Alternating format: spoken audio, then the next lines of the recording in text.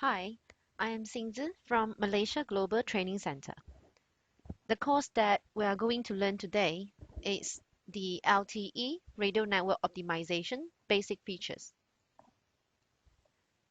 Upon the completion of this course, you will be able to learn the working principles of each important RNO basic features in LTE, and you will be able to describe the algorithms or parameters which is used in each of the feature, and the modification or adjustment of the parameters or switches, it will be able to be performed as well in this course after you have learned this course.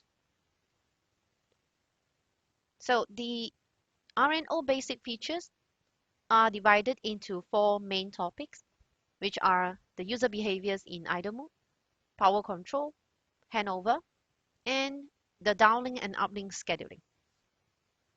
So the first topic that we're going to look at now is regarding the user behaviors in idle mode.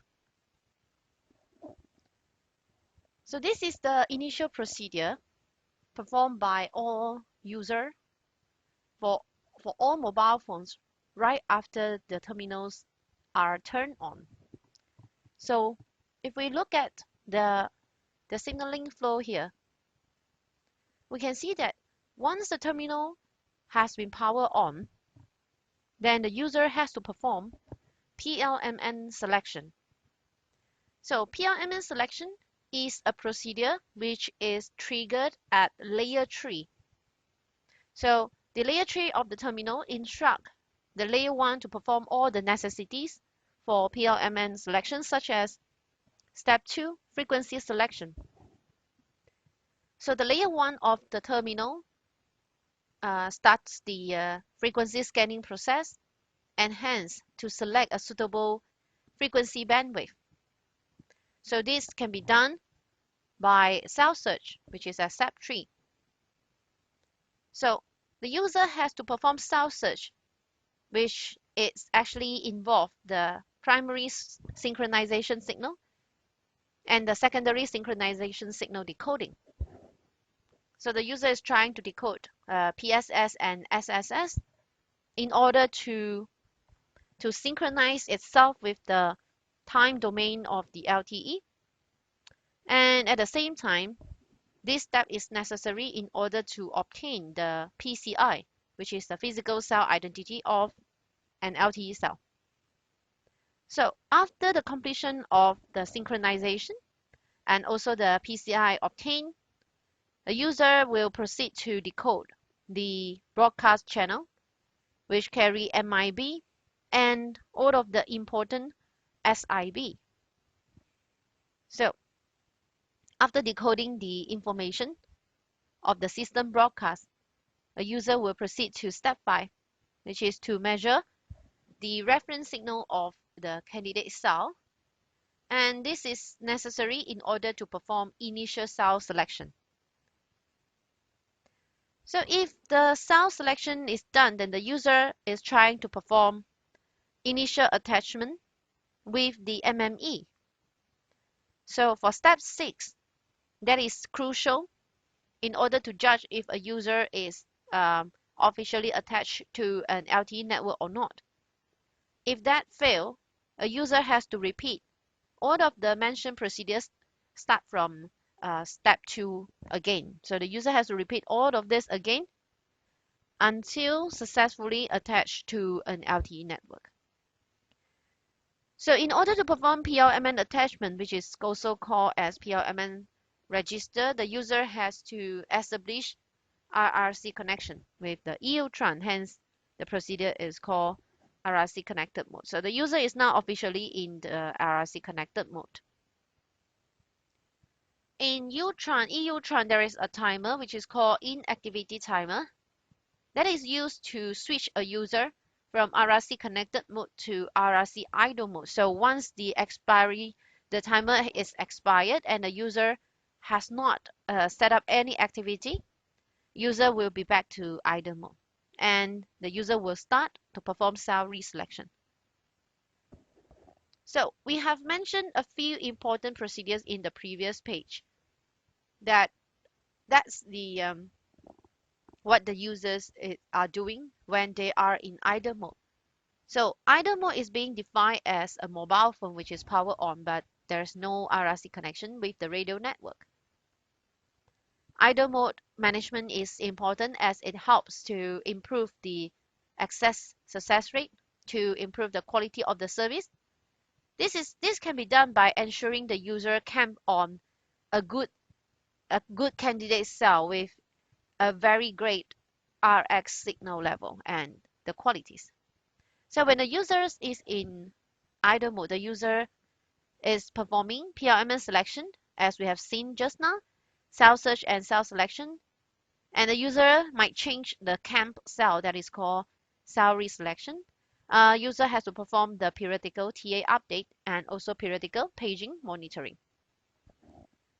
So those are the activities where the users are performing when they are in idle mode. So start from the PRMN selection. We're now looking at the classification of the PRMN, where the first one is called home PRMN, where the home PRMN means that the user is subscribed to the PRMN, that is the home PRMN. So there is only one home PRMN for one SIM card. What about equivalent home PRMN, EHPLMN? That is a list of the PRMN which provide exactly the same services as the home PRMN. So the list of the equivalent home PRMN is recorded in the USIN as well. So this is usually related to the domestic roaming agreement between operators. And visitor PRMN simply means that the PRMN where the user is currently located and attached with. And this list of the visitor PRMN, they do not belong to the list of the home PRMN or equivalent home PRMN. So lastly, registered PRMN, it means the PRMN in which the user has already registered with. That is, so the registered PRMN could be home PRMN or visitor PRMN. So we have seen in the procedure earlier on that the user has to perform PRM selection. And there are actually two stages of the PRM selection, where the first one is about the PRM selection. There are two types of the PRM selection mode. The first one is automatic selection, where the user automatically select one suitable PRM based on the 3GPP defined priority.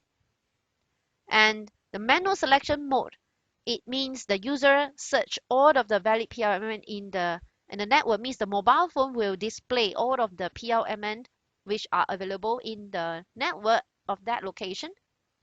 And it's up to the user to select and try on each of them. So this is the first step, which is called PRMN selection. After the PRMN has been selected, user has to proceed to the second step, which is to perform registration. So the user has to register itself with the MME by performing attachment flow.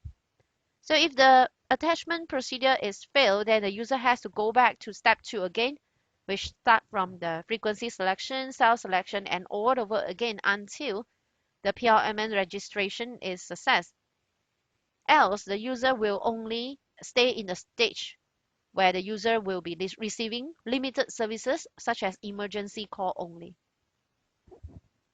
So this is the procedure in Flowchart, where if the user has been powered on or the user has just recovered from an area with no coverage, the user always try to attach to the latest registered PRMN. So if the latest registered PRMN registration is success, then the user is officially attached to the network. If the registration is failed, then the user has to search the new PRMN all over again, start from the frequency scanning, cell selection, and etc. So we'll be mentioning that PRMN selection always start from cell search. So cell search serves two objectives. Objective number one is to perform synchronization with the time domain of the network. And that can be done from two steps here. The first one is called slot synchronization. So user performs slot synchronization by decoding primary synchronization signal, which it could be 0 or 1 or 2. So that is to synchronize itself with the slot.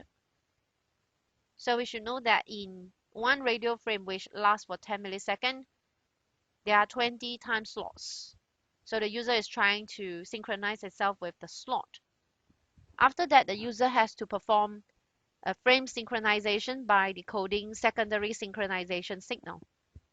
And once it is done, the user will be able to identify the physical cell identity of the cell which the user currently came on. So that is a second objective of self-search procedure. After the PCI has been identified, user will proceed in reading the SIP and MIB, and then to measure the reference signal of the cell. So this is the general procedure of synchronization signal search.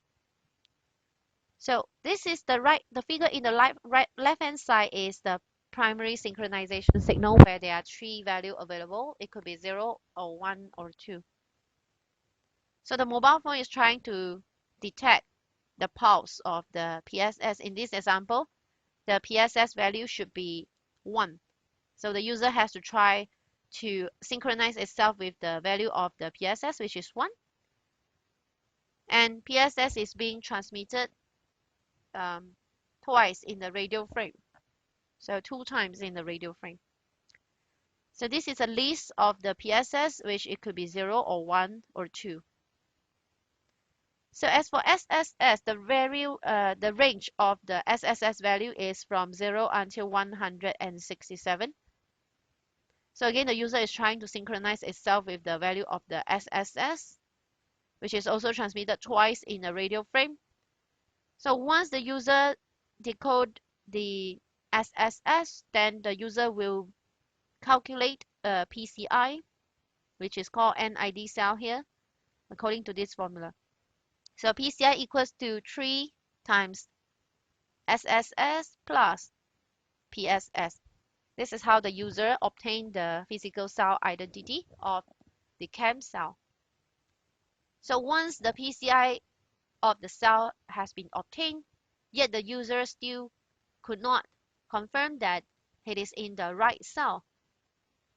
So the user is now required to perform the system message reception, which most importantly to decode MIB and SIP1 and SIP2. So MIB is carried by a physical broadcast channel, and there is only one MIB in a cell. And MIB is being transmitted in the physical layer once in a 10 millisecond, so once in the radio frame. There are up to total 13 SIPs delivered by a downlink shared channel, PDSCH, where SIP1 and SIP2 are mandatory. The other SIPs are all optional.